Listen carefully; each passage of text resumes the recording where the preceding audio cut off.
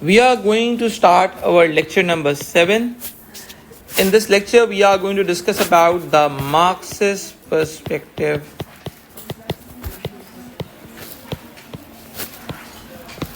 related to religion.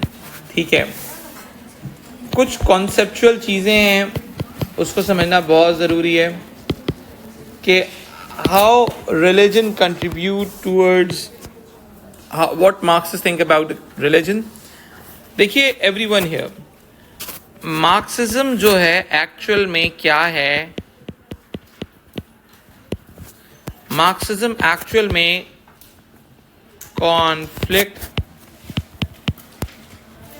Structuralism है. Conflict structuralism का मतलब है, बहुत सिंपल सी बात है, जो कि सोशल चेंज डिमांड करते हैं. क्या डिमांड करते हैं? Social change. Actually, conflict structuralism are against the existing social order,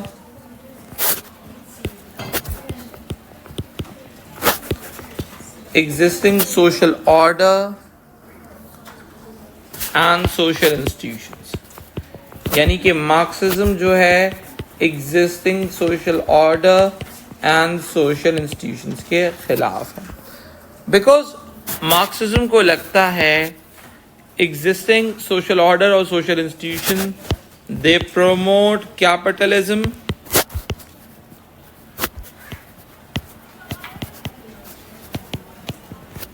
they justify poverty,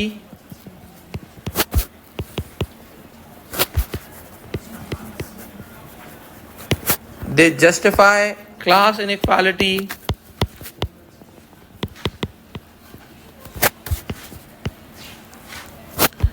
like they establish the phenomena के inequality is a natural phenomena. ठीक है, they establish the false class consciousness within the society. ठीक है, so automatically if we talk about this idea कि Marxism are against, the Marxists are against the capitalism. ठीक है, and उनके मुताबिक religion supports capitalism and class inequality. How is this possible? We need to understand this now. According to Marxists, religion supports capitalism and class inequality. Okay. According to Marxists,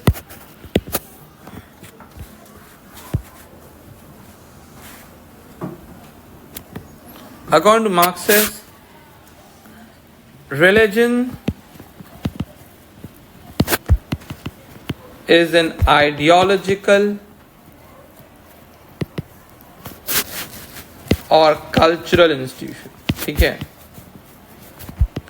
अब religion is an ideological और cultural institution. सही है. अब जब religion is an ideological institution की बात हो गई तो ऑटोमेटिकली ये एक्सक्लूसिव डेफिनेशन ऑफ रिलीजन को सपोर्ट करेंगे.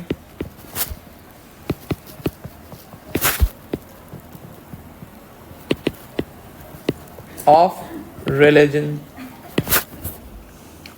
ठीक है, अब रिलीजन इज एन आइडियोलॉजिकल और कल्चरल इंस्टीट्यूशन, यानी कि इसका मतलब हुआ रिलीजन सपोर्ट्स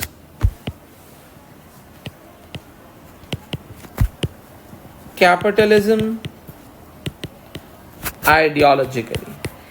यानी कि रिलीजन जो है आइडियोलॉजिकली कैपिटलिज्म को प्रोटेक्शन भी प्रोवाइड करता है और सपोर्ट भी प्रोवाइड कर रहा होता है. ठीक है, अब इसमें हमारे पास जो पहले थ्योरिस्ट आ जाते हैं उनका नाम है अल्थूजर.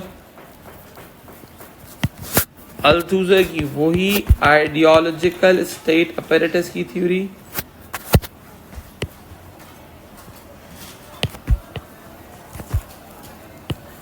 स्टेट अपैरेटस की थ्योरी, आईएसएस की थ्योरी. यानी कि religion supports capitalism ideologically. समझ में आई बात? religion justify poverty or class inequality. Religion establish false consciousness within the society. Religion establish false consciousness within the society. All these elements may result into what? कि religion may be used for by the capitalists to protect their order. ठीक है, यानी कि religion जो है capitalist use करते हैं to protect their order, यानी कि वो जो कुछ कर रहे हैं उसमें आइडियोलॉजिकल सपोर्ट प्रोवाइड करती है. ठीक है, यानी कि इसकी एग्जांपल ले लेते हैं. कैपिटलिस्ट यानी कि poverty as a part of destiny की बात होती है कि मेरी किस्मत में ये लिखा हुआ था तो मुझे ये सब कुछ बेयर करना पड़ा. Am I right? यानी कि class differentiation is natural, class inequality is natural. यानी कि क्लास इनइक्वालिटी क्या है बेटा? सोसाइटी में एक नेचुरल फिनोमेना के तौर पे देखी जाती है रिलीजन की तरफ से कि भाई अल्लाह ताला ने उनको ज़्यादा दिया और हमें कम दिया है. तो ऑटोमेटिकली मार्क्सिस्ट, देखो मार्क्सिस्ट कहते हैं ये आइडियोलॉजिकल इंस्टीट्यूशंस की वजह से ही लोग सोशल चेंज लाने को तैयार नहीं. एम आई राइट? जब लोग सोशल चेंज लाने के लिए निकलते हैं, ये आइडियोलॉजिकल इंस्टीट्यूशन क्या करते हैं? उनको बिल्कुल साइडलाइन करते हैं, बोलते हैं भाई तुम तो गलत कर रहे हो. Ideological institution have a capability to explain anything. उनके पास एक्सप्लेनेशन की कैपेबिलिटी होती है.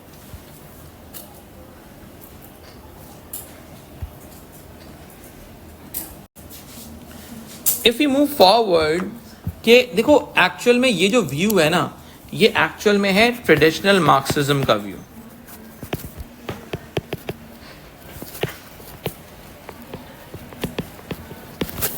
ठीक है, अब देखिएगा मेरी बात समझिएगा. अब मेरी एक बात समझिएगा, हमारे जो ट्रेडिशनल मार्क्सिस्ट है ना,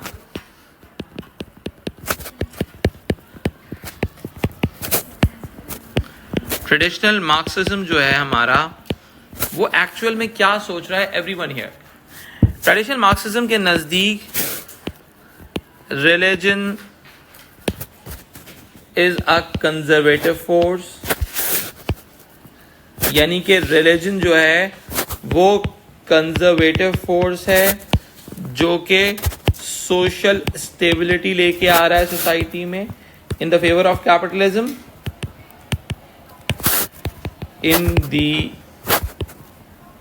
favor of capitalism, यानी कि कैपिटलिज्म को फेवर देते हुए सोसाइटी में स्टेबिलिटी ला रहा है. ठीक है, इसी वजह से ये रिलीजन को अपोज करते हैं, बट ये कहते हैं religion is a conservative force. Religion is a conservative force जो सोसाइटी में रिलीजन जो सोसाइटी में स्टेबिलिटी लाने की कोशिश कर रही है. ठीक है, उनके नजदीक यानी कि रिलीजन स्टेबिलिटी ला रहा है, जबकि they never want stability with in the society, they demand for social change.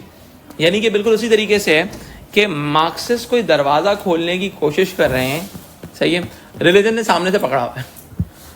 They want to open the door for the social change, सही है, वो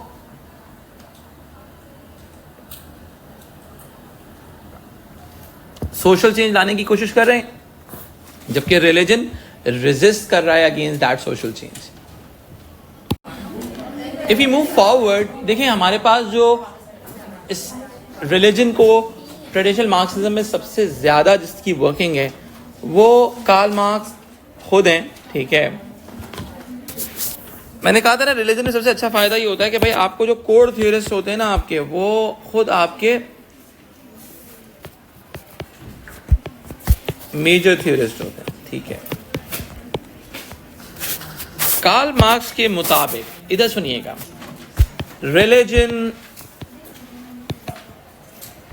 dulled the pain of oppression, dulled the pain of oppression. यानी कि कोई आप पर बहुत ज्यादा जुल्म कर रहा हो. ठीक है, जब कोई आप पर बहुत ज्यादा जुल्म कर रहा होगा, automatically religion is going to harmonise you and they will say कि भाई ये तो आपकी किस्मत में लिखा हुआ था. समझ में आई बात? ठीक है, automatically the Karl Marx, according to Karl Marx, religion dulled the pain of oppression, यानी कि जो ऑपरेशन की तकलीफ होती है, एक्सप्लॉयटेशन की जो इंफीरियरिटी होती है, उस चीज को रिलीजन जो होता है अपने तरीके से कवर करता है. That's why according to the Karl Marx religion dulled the pain of oppression. ठीक है. अच्छा, कार्ल मार्क्स के मुताबिक रिलीजन क्या करता है? रिलीजन आपको रिलीजियस थॉट्स के जरिए आपको सोचने से बाहर कर देता है, यानी कि आपको फॉल्स कॉन्शियसनेस में इस तरह से ले आता है कि you are not in your consciousness. यानी कि देखो, according to the Karl Marx, religion act as opiate for the masses, यानी कि मैसेज के लिए रिलीजन जो होता है एक दवाई का काम कर देता है जो उनको नशे में ला देती हैं और वो मस्त होके घूमते फिरते हैं. ठीक है. दुनिया के अंदर मैं आपको एक बात बताऊं, एक केस था, अगर आप लोग चाहें तो उस पर रिसर्च भी कीजिएगा, श्री राजनेश का. सही है. उनका आश्रम था, ओशो भी कहा जाता है उनको. नेटफ्लिक्स पे उनकी डॉक्यूमेंट्री भी है, वाइल्ड वाइल्ड कंट्री के नाम से. ठीक है. उसके अभी आगे भी एग्जाम्पल दूंगा मैं आपको. आश्रम क्या होता है? अगर आपने सेक्रेड गेम्स देखा है आपने, अगर आपने सेक्रेड गेम्स देखा होगा तो आपको आश्रम का कॉन्सेप्ट पता होगा, आश्रम का कॉन्सेप्ट क्या होता है. ठीक है. उनके ऊपर एक बहुत बड़ा इल्जाम था ओशो की, यानी कि उस कल्ट के ऊपर, उनके ऊपर अमेरिकन गवर्नमेंट ने लगाया था कि भाई they are going for the mass poisoning. वो लोगों को पिल्स दिया करते थे, लोगों को ओपिएट दिया करते थे, भंग के नशे के अंदर लोग नाचते झूमते फिरते रहते थे. समझ आई बात? रियलिटी में भी, बिकॉज जब आपको वो नशा मिलता है तो आपको वो सुकून मिलता है. सही है. अब वो नशा एक्चुअल के अंदर किसी थॉट से भी हो सकता है, किसी की एग्जिस्टेंस से भी हो सकता है, आपको अपनी प्रॉब्लम्स की जस्टिफिकेशन से भी हो सकता है. समझ आई बात? आप ऑटोमेटिकली हार्मोनाइज हो जाते हो, न्यूट्रलाइज हो जाते हो if you are following the religion. ठीक है जी. हिस्टोरिकली भी अगर हम देखते हैं तो religion were use as a instrument by the monarchy or the elite class of the society to protect their order. Like what? If we talk about the Roman Empire, the church, you do the same thing. इसी वजह से अगर आप देखते हैं after the industrial revolution, Europe ने कहा कि we are not going to support religion anymore. Our societies will be more secular rather than the religious. समझ में आई बात? बिकॉज वो रिलीजन से डसे हुए थे. रिलीजन ने उनको बिल्कुल ऑप्रेस करके, साइडलाइन करके उनकी जिंदगियों को खराब किया था. ठीक है. बिकॉज मोनार्की अपनी सस्टेनेबिलिटी, देखो रिलीजन सोशल स्टेबिलिटी लेके आता है, रिलीजन स्टेबिलिटी लेके आता है सोसाइटी में. वो स्टेबिलिटी कैपिटलिज्म और मोनार्की को बेनिफिट देती है.